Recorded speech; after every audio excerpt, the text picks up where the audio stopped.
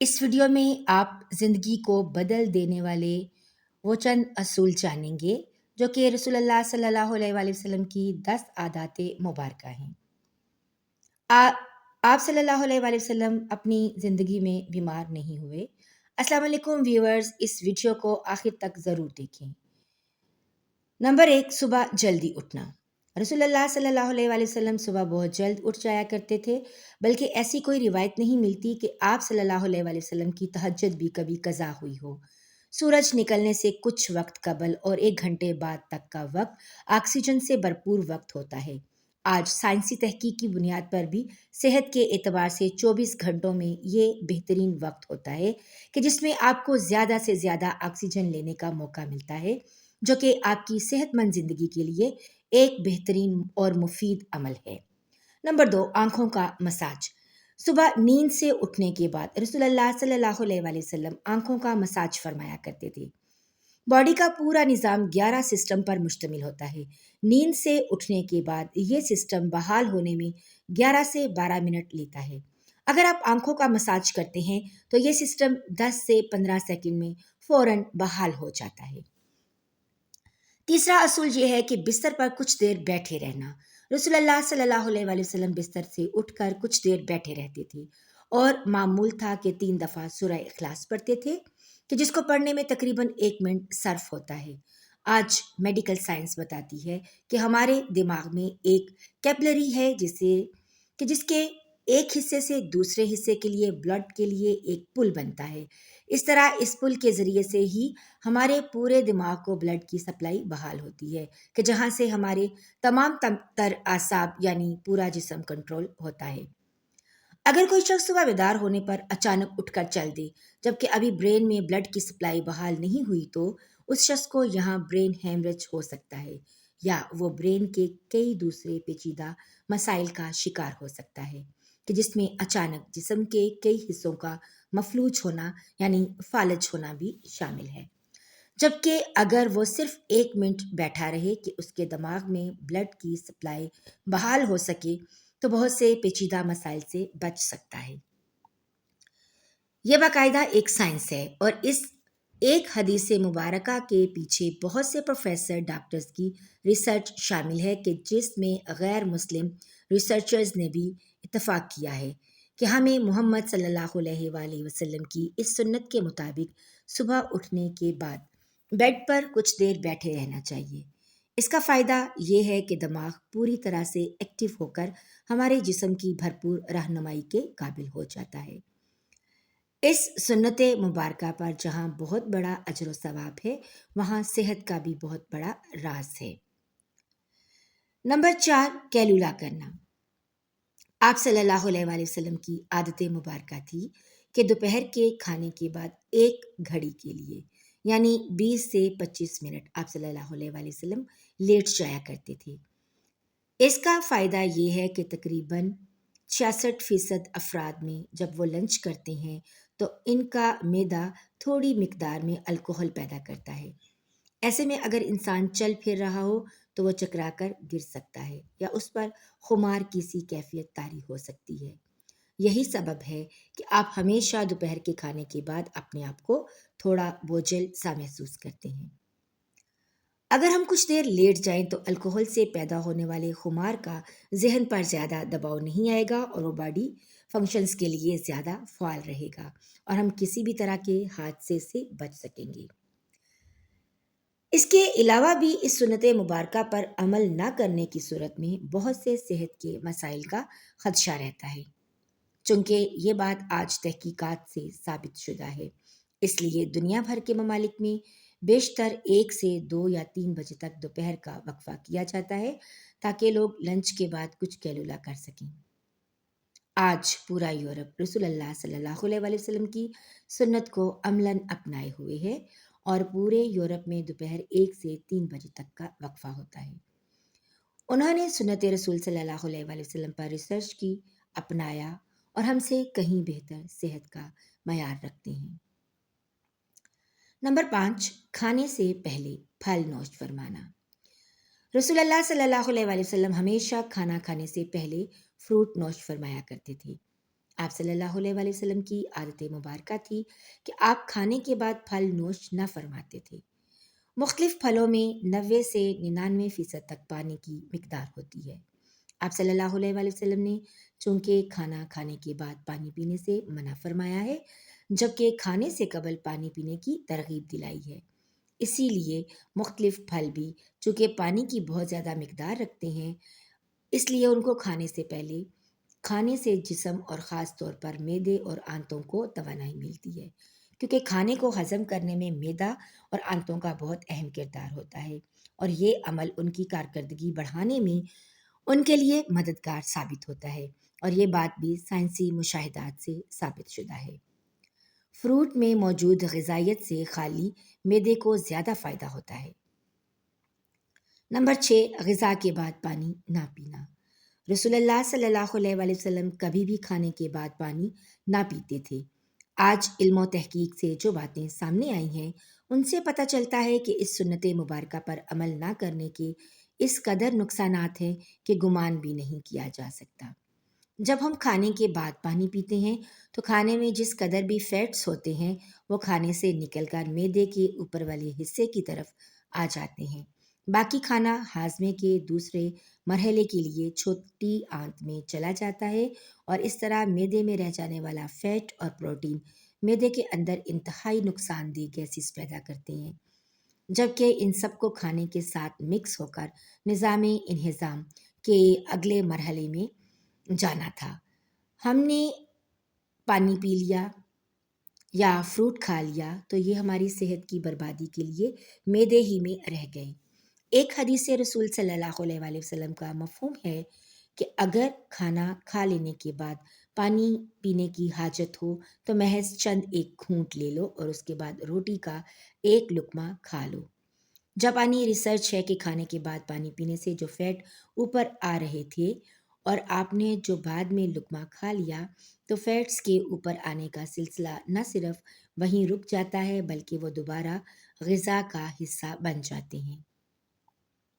اس لیے کھانا کھانے کے بعد پانی ہرگز نہیں پینا چاہیے کہ جو پیٹ میں نہ صرف گیسز، تیزابیت، بدہضمی کا باعث بنتے ہیں بلکہ بہت سے دل کی امراض کا تعلق بھی اسی سنت مبارکہ پر عمل نہ کرنے کے سبب سے ہی ہے۔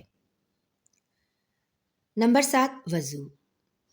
ہم دن میں 5 فرض نمازوں کے لیے کم از کم 5 بار وضو کرتے ہیں، کیونکہ وضو کے بغیر نماز نہیں ہوتی، اور منہ، ناک، ہاتھ، بازو، سر اور پاؤں دھوئے بغیر وضو نہیں ہوتا۔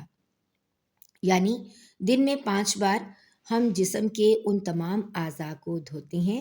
وضو میں ہم جسم کے تمام ظاہری اعضاء کو دھوتے ہیں کہ جن پر مٹی اور کاربن لگ جاتی ہے۔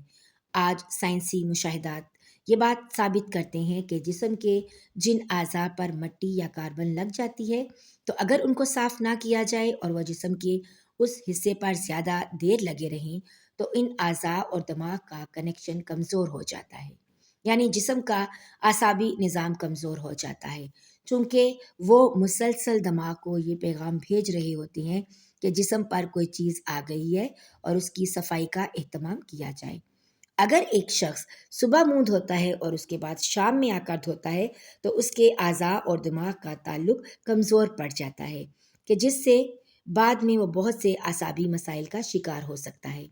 اسلام کم از کم دن میں 5 بار آپ کے اعضاء کی صفائی کا بندوبست کرتا ہے، اور جمعہ کے روز ناخن، زیر ناف اور بغلوں کے غیر ضروری بال کاٹنے سمیت مکمل صفائی کا اہتمام کرتا ہے۔ رسول اللہ صلی اللہ علیہ وآلہ وسلم نے نہ صرف ایسا کرنے کا حکم فرمایا ہے بلکہ یہ سب آپ صلی اللہ علیہ وآلہ وسلم کی سنت مبارکہ کا حصہ بھی ہے۔ نمبر 8، جلد سونا۔ رسول اللہ صلی اللہ علیہ وآلہ وسلم کی ایک اور عادت مبارکہ یہ بھی تھی کہ آپ صلی اللہ علیہ وآلہ وسلم رات کو جلد سو جایا کرتے تھے۔ عموماً آپ صلی اللہ علیہ وآلہ وسلم نماز عشاء کے فوراً بعد سو جاتے تھے، یعنی رات جلد سونا اور صبح جلد اٹھنا آپ صلی اللہ علیہ وآلہ وسلم کے معمولات میں شامل تھا۔ ہماری بایولوجیکل واچ جو کہ ہمارے پورے جسم کے نظام کو منظم کرتی ہے، جب یہ باہر اندھیرا دیکھتی ہے تو یہ آپ کے جسم کو سونے کا سگنل دے دیتی ہے، جسم کو تیاری کے لیے یہ 1.5 سے 2 گھنٹے کا ٹائم دیتی ہے کہ اس وقت تک آپ کو لازمی سونا ہے۔ نوٹ کیجئے کہ نماز مغرب اور نماز عشاء میں بھی تقریباً اتنا ہی دورانیہ ہوتا ہے۔ اس کا فائدہ یہ ہوتا ہے کہ آپ کے جسم کے اندر بایولوجیکل واچ کے تحت ایک ڈاکٹر جاگ جاتا ہے جو آپ کے پورے جسم کی مینٹیننس کرتا ہے۔ اگر کہیں زخم آ گیا ہے تو وہ اس کو ریپیئر کرے گا، اگر جگر یا کسی اور اعضاء میں کچھ مشکل ہے تو وہ اس پر کام کرے گا، بلکہ سونے کے بعد سب سے پہلے جگر پر ہی کام ہوتا ہے۔ اور جو جگر کے مریض ہیں ان کے لیے یہ رائے بھی ہے کہ جہاں وہ اپنا علاج کر رہے ہیں وہ اپنی جگہ، لیکن اپنے نیند کے نظام کو بہتر کر کے اپنے جسم کے ڈاکٹر کو علاج کا موقع دیجیے اور پھر اس کے ثمرات دیکھیے۔ رات 10 بجے سے 12 بجے تک جگر اور اس کے ارد گرد کے اعضاء کی مینٹیننس ہوتی ہے، اور اس کے بعد درجہ بدرجہ پورے جسم کی مینٹیننس ہوتی ہے، اور یہ عمل روزانہ کی بنیاد پر ہوتا ہے۔ اللہ رب العزت نے آپ کے جسم میں ایک آٹومیٹک نظام رکھا ہے، اور یہ نظام تب کام کرتا ہے جب آپ جلدی سونے کی عادت اپناتے ہیں۔ عہد جہالت میں عربوں میں ایک رواج تھا کہ رات کے کھانے کے بعد ان کے ہاں شعر و شاعری اور دیو مالائی کہانیوں کی محفلیں ہوتی تھیں جو رات گئے 2 بجے تک چلتی رہتی تھیں، اور اس ماحول میں رسول اللہ صلی اللہ علیہ وآلہ وسلم کا رات جلدی سونا بھی ان کے نزدیک ایک قابل اعتراض عمل تھا۔ یہ تو عہد جہالت تھا، لیکن آج ماڈرن ایج کا دعویٰ کرنے والے ہم مسلمانوں کے ہاں بھی دیر تک جاگنے کو نہ صرف قابل اعتراض نہیں سمجھا جاتا بلکہ کچھ حد تک تو قابل فخر بھی جانا جاتا ہے۔ عہد جہالت کی محفلوں کی جگہ آج ماڈرن انٹرنیٹ اور سیٹلائٹ ٹیکنالوجی نے لے لی ہے، لیکن جلدی سونا رسول اللہ صلی اللہ علیہ وآلہ وسلم کے معمولات میں سے تھا، کیونکہ جسم کے اندرونی ڈاکٹر کی افادیت سے واقف تھے، اور یہی وجہ ہے کہ پوری حیات مبارکہ میں رسول اللہ صلی اللہ علیہ وآلہ وسلم ایک لمحے کے لیے بھی بیمار نہیں ہوئے۔ نمبر 9، مسواک کرنا۔ رسول اللہ صلی اللہ علیہ وآلہ وسلم مسواک کو بہت پسند فرماتے تھے، اور خصوصاً دن میں 5 دفعہ ہر نماز میں وضو کے ساتھ تو ضرور اس کا اہتمام فرماتے تھے۔ اس کے علاوہ بھی جب گھر تشریف لاتے، کسی محفل میں حاضری سے پہلے غرض موقع بے موقع مسواک کا اہتمام کرتے اور مسواک کو بہت محبوب رکھتے تھے۔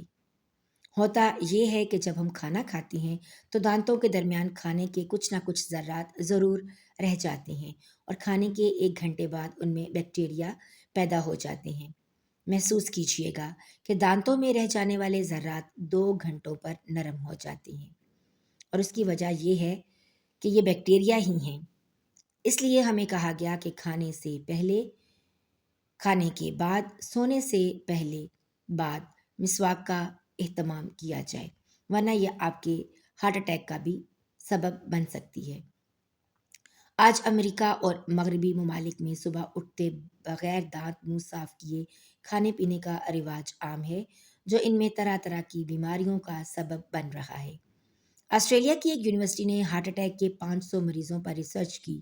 انہوں نے جہاں اور بہت سی وجوہات بیان کی، وہاں ایک کامن وجہ یہ بھی سامنے آئی کہ یہ لوگ ٹوتھ برش کرنے کے عادی نہ تھے، جس کے سبب ان کے دانتوں میں جمع میل پیٹ میں جا کر اس قدر ملٹی پلائی ہوا کہ وہ ہارٹ کی آرٹریز کو بلاک کرنے کا سبب بنا۔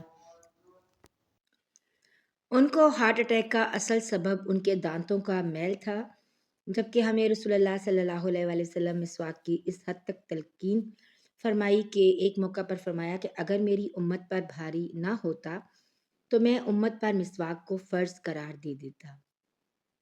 آج کی ماڈرن سائنس یہ ثابت کر چکی ہے کہ جن لوگوں کو ٹوتھ برش زیادہ کرنے کی عادت ہوتی ہے ان کو غصہ کم آتا ہے، اور وہ اکثر ٹھنڈے مزاج پرسکون رہتے ہیں۔ جس شخص کو زیادہ غصہ آتا ہو، بلڈ پریشر اکثر ہائی رہتا ہو، طبیعت میں بے چینی ہو، تو وہ زیادہ سے زیادہ مسواک کیا کرے۔ 2-3 ماہ ہی میں وہ اس کے حیران کن معجزاتی اثرات پائے گا۔ نمبر 10، ہفتے میں 2 روزے۔ رسول اللہ صلی اللہ علیہ وآلہ وسلم کے معمولات میں پیر اور جمعرات کا روزہ بھی شامل تھا، اور آپ صلی اللہ علیہ وآلہ وسلم نے ان روزوں کو رکھنے کی ترغیب بھی دلائی، یعنی کہ ہفتے میں 2 روزے۔ رسول اللہ صلی اللہ علیہ وآلہ وسلم کا قول مبارک ہے کہ مسلمان ایک آنت میں کھاتا ہے جبکہ کافر تین آنت میں، اور ہمیں نصیحت فرمائی کہ جب خوب بھوک لگے تو کھانا کھاؤ اور ابھی بھوک باقی ہو تو چھوڑ دو۔ یہ عمل آج جدید میڈیکل کی زبان میں آٹوفیجیا کہلاتا ہے۔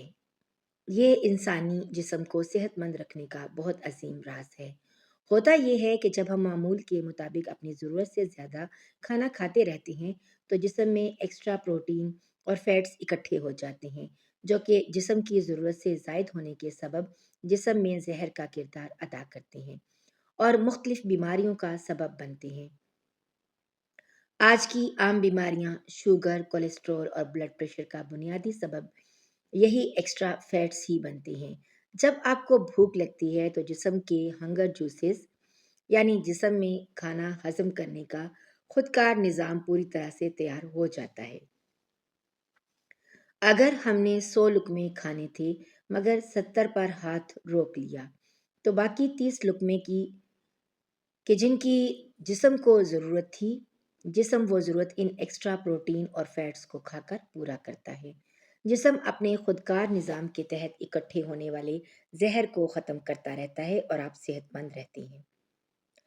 اب جب 3 روز کچھ کوتاہی ہو گئی اور آپ نے پیر کو روزہ رکھ لیا تو دن بھر کے طویل روزے کے باعث آٹوفیجیا کے عمل کو ایکٹیویٹ ہونے کا بھرپور موقع ملتا ہے اور 3 روز کی کوتاہی کا وہ ریپیئر کر دیتا ہے۔ پھر جب 2 روز کے معمولات اور جمعرات کا پھر روزہ، جب یہ سنت رسول اللہ صلی اللہ علیہ وآلہ وسلم آپ کے معمولات کا حصہ بن جاتی ہے تو بیماری پیدا کرنے والے سیل آٹوفیجیا کا عمل ہفتے میں 2 بار دہرائے جانے کے باعث اکٹھے ہی نہیں ہو پاتے اور آپ سدا صحت مند رہتے ہیں۔